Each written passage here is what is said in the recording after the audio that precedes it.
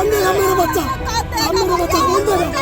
आप तो नहीं देते जवाब दे। तक इस तरह जातियों पे और धर्म के नाम पर वोट पड़ेंगे, तब तक ना आप अपने नेता से सवाल पूछ सकते हैं, ना उससे पूछ सकते कि मेडिकल कॉलेज के दमकल विभाग क्या कर रहा था।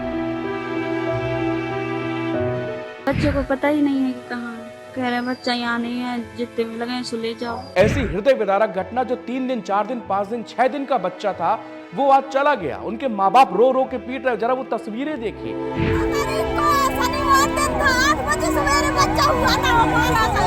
आप मेडिकल कॉलेज कहीं के भी देख लीजिए, सरकारी अस्पतालों की दुर्दशा कहीं भी देख लीजिए, लेकिन समाज बटेंगे तो कटेंगे में पड़ा हुआ है। नमस्कार, मेरा परिचय विनीत त्रिपाठी है। आज पूरे देश में एक चर्चा, एक ऐसी घटना जिसने सबको झकझोर कर रख दिया है। झांसी के मेडिकल कॉलेज के नीकू वार्ड में बीती रात 10 साढ़े 10 के करीब आग लग गई। जिस वक्त वहां पर आग लगी, उस वार्ड में तकरीबन 50 से 55 के बीच में नवजात शिशु उसमें एडमिट थे। देखते ही देखते आग इतनी विकराल हो गई कि वहां पर 10 बच्चे, वहां पर उनकी मौत हो गई है और 10 बच्चे घायल बताए जा रहे हैं, जिनका इलाज किया जा रहा है। बाकी तकरीबन 30 बच्चों का वहां पर रेस्क्यू भी किया गया, जिनकी जान बचाई गई। माँ बाप की हालत बेसुध है, परिवार वाले बेहोश हुए पड़े हैं, चीख चीख कर गला सूख गया है, आंसुओं का सैलाब है। लेकिन इसका जिम्मेदार कौन है? मुद्दे पर यह है, अभी तक तो मैंने आपको खबर बताई, दरअसल ये गुस्सा, ये मन की टीस उन आम लोगों से भी है जो लगातार जाति और मजहब के आधार पर सरकारें चुनते आए हैं। कौन देगा मेरा बच्चा? आप मेरा बच्चा कौन देगा? आप तो नहीं देते जवाब दे रहे। मेरा बच्चा चला।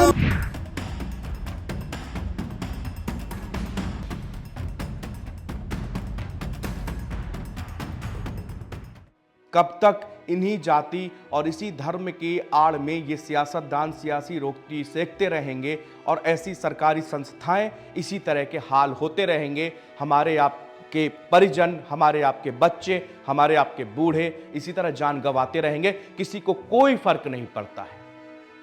आज बीती रात जिस समय यह हादसा हुआ, और आज आप देख लीजिए, किसी नेता का पॉलिटिकल कार्यक्रम बदला हो, कोई स्पीच देने ना गया हो। हाँ, जांच की जा रही है, मंत्री वहां पर पहुंच चुके हैं, जांच की जाएगी, रिजल्ट आ जाएगा। और इसका जिम्मेदार मैं राजनेताओं से ज्यादा आम जनता को देना चाहता हूं, जो अगर वो ब्राह्मण है तो फला को देगा, अगर वो SC ST है उसको देगा, OBC है तो इसका कैडर है, अगर ये जाति है तो इसको वोट है। जब तक इस तरह जातियों पे और धर्म के नाम पर वोट पड़ेंगे, तब तक ना आप अपने नेता से सवाल पूछ सकते हैं, ना उससे पूछ सकते कि मेडिकल कॉलेज के दमकल विभाग क्या कर रहा था। आप नहीं पूछ पाएंगे कि वहां पर जो आग बुझाने के यंत्र थे, उनकी आखिरी बार उनकी सर्विसिंग कब हुई, क्यों नहीं मौजूद थे। नीकू से ऐसी हृदय विदारक घटना, जो 3 दिन 4 दिन 5 दिन 6 दिन का बच्चा था, वो आज चला गया। उनके माँ बाप रो रो के पीट रहे। जरा वो तस्वीरें देखिए, कौन है वो लोग? वो कोई बहुत रईस आदमी नहीं है, वरना मेडिकल कॉलेज में वो इलाज नहीं कराते। वो अपने बच्चे को अच्छे अच्छे प्राइवेट हॉस्पिटल्स में जाते, जहां पर सिक्योरिटी भी है, पैसा जरूर लगता है, लेकिन उनके पास इतनी पैसे नहीं है कि वो जाके प्राइवेट अस्पतालों में इलाज करा पाए। और आप लोग भी बस ये हमारी जात का है इसलिए हम इसको जिताएंगे, तभी तो आप उससे कभी पूछ नहीं पाएंगे कि ये आपने सड़कें बनवाई, किस तरह की बनवाई, आपने हमारे क्षेत्र में स्कूल खुलवाया, कॉलेज खुलवाया, मेडिकल कॉलेज बनवाया, क्या किया? क्योंकि आपने तो अपनी जात वाले को जिताया, वो काम करे या ना करे, अगली बार फिर लड़ेगा, आप फिर उसको वोट देंगे। और इसी तरह घटनाएं होंगी, मीडिया की सुर्खियां बनेगी, मीडिया वाला कोई आएगा, चिल्लाएगा, चला जाएगा, लेकिन इस तरह बच्चों की जान जाती रहेगी, हादसे पे हादसे होते रहेंगे। इन हादसों की जिम्मेदारी तय करनी होगी, सवाल पूछने चाहिए, लेकिन सवाल तो तब होगा ना जब आप अपने प्रतिनिधि से, जनप्रतिनिधि से सवाल करेंगे कि हमने आपको जिताया था, आपने हमारे लिए क्या किया। क्या इस मेडिकल कॉलेज में जितने बच्चों की जान गई, आज इसका जिम्मेदार कौन है? वहां पर आग बुझाने के संयंत्र नहीं थे, खराब पड़े थे। आप मेडिकल कॉलेज कहीं के भी देख लीजिए, सरकारी अस्पतालों की दुर्दशा कहीं भी देख लीजिए, लेकिन समाज बटेंगे तो कटेंगे में पड़ा हुआ है।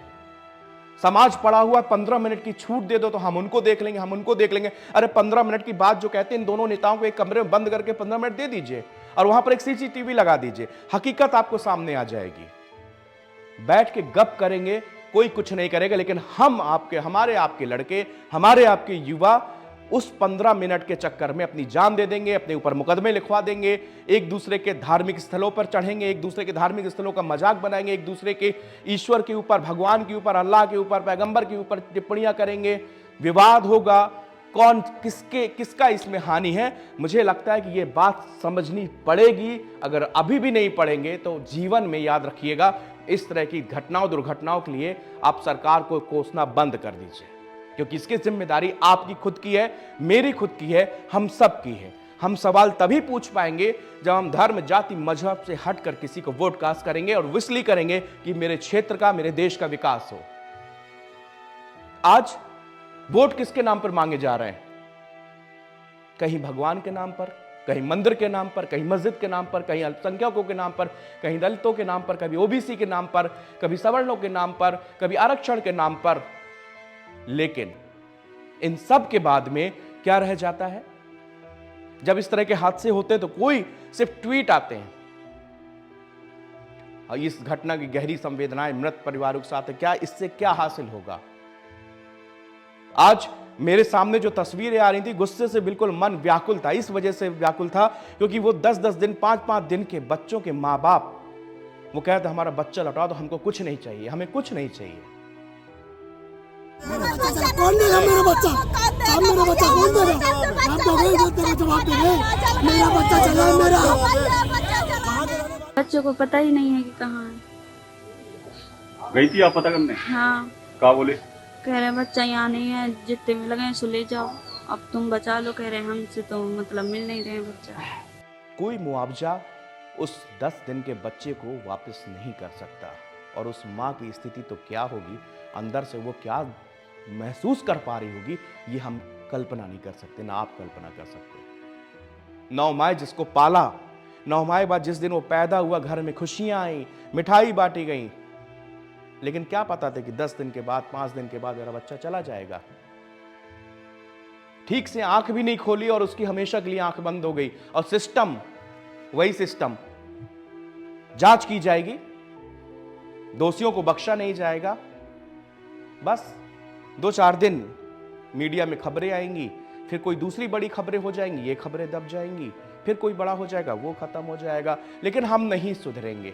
ये हमने देख लिया, बहुत सारी चीजें, एक से एक एग्जाम्पल। हम लोग बात बात में नेताओं को दोष देंगे, पॉलिटिकल पार्टीज को दोष देंगे, लेकिन इन नेताओं को कौन बनाता है, इसके पीछे कौन है? जनता ही तो है। क्यों नहीं सवाल पूछे जाते? क्यों जो 15-15 मिनट की बात करते हैं उनसे कहा जाए कि हाँ 15 मिनट के लिए आप और 15 मिनट के लिए दूसरा वाला जाइए, आप लड़िए, हम लोग देखेंगे, पूरा देश तमाशा देखेगा कौन जीतता है। लेकिन ऐसा नहीं होगा। पार्लियामेंट के अंदर, लोकसभा, राज्यसभा के अंदर चीख कर लड़ने वाले, एक दूसरे को बिल्कुल फूटी आंखों नहीं देखने वाले, वहीं पार्लियामेंट के सेंट्रल हॉल में बैठ के गलबहियां होती हैं। ये सच्चाई है, इसको देश की जनता को समझना होगा। विनम्र निवेदन है कि झांसी जैसी हृदय विदारक घटनाएं दोबारा कभी हमारे आपको सुनने को ना पड़े। आत्मा फट जाती है, रूह कांप जाती है।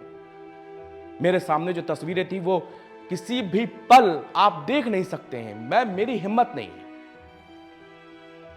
अपील बस इतनी है कि जनता अपने जनप्रतिनिधियों को जवाबदेह बनाए, उनसे सवाल पूछे जाएं, उनसे विकास के नाम पर उनको वोट दिए जाएं, फिर उसका हिसाब मांगा जाए।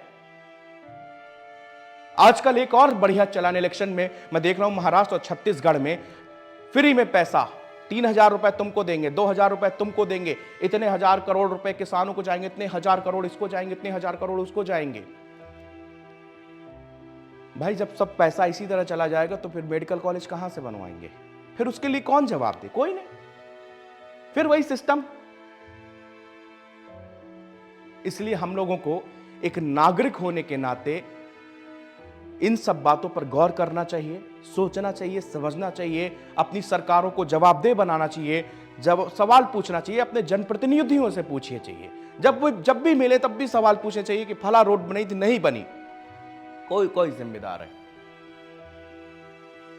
मेरा कहने का सिर्फ तात्पर्य इतना है कि जब तक हम लोग जाति, धर्म, मजहब इन सब चीज़ों में उलझे रहेंगे ना, तब तक हम लोग एक ऐसी सरकार जिसको हम जवाबदेह बना सकें वो नहीं कर पाएंगे। जात पात के नाम पर जब तक वोट चलते रहेंगे तब तक तो उनको लग ही रहा है कि हमारी जात का एक आदमी काम करे चाहे ना करे, वोट तो मिलना ही मिलना है। सिंपल है फंडा। जब हमको पता है कि बिना नौकरी किए हुए भी मेरे अकाउंट में 30 तारीख को सैलरी आ जाएगी, तो मैं क्यों फिर काम करूं? मैं तो घर में आराम करूंगा, घूमूंगा फिरूंगा, पैसा तो आ ही रहा है। इसी तरह ये नेता सोच चुके हैं कि ये मेरी जात का इतना वोट बैंक तो है, मैं काम करूं या ना करूं, वोट तो मिलना ही मिलना है। सिंपल लॉजिक है उनका। इतनी सी बात अगर आप लोग समझ जाएंगे तो देश की राजनीति में भूचाल आ जाएगा। ये राजनेता इस तरह की बातचीत करना बंद कर देंगे। आप उनको जब जवाबदेह बनाएंगे तो आपके प्रति ये जवाबदेही होगी उनकी कि बताएंगे कि मेडिकल कॉलेज में क्यों नहीं व्यवस्थाएं की गई, क्योंकि वहां पर गरीब आम आदमी मजदूर जाता है इलाज कराने इस वजह से। सोचिए, समझिए, खुद आकलन कीजिए। कमेंट बॉक्स में अपना उत्तर, अपना जवाब जरूर लिखिए। धन्यवाद।